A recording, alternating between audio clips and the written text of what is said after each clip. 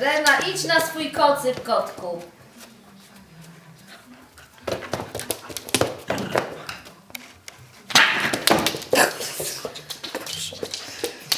Chowa się za ciebie. Muszę zacząć filmować z drugiej strony. Straciłam psy z wizji. Chodź, Kraksik, znowu się możesz za mną schować.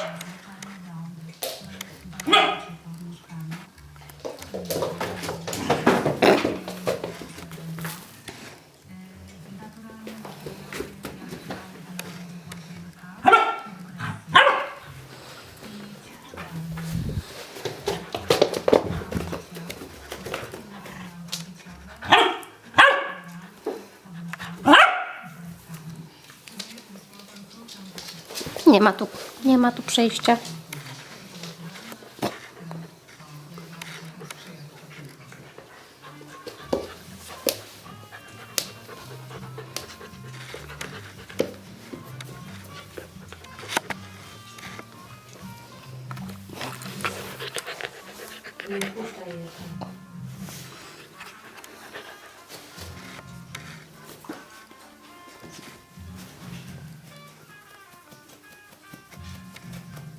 Co, Kraksa ci pchłę sprzedała?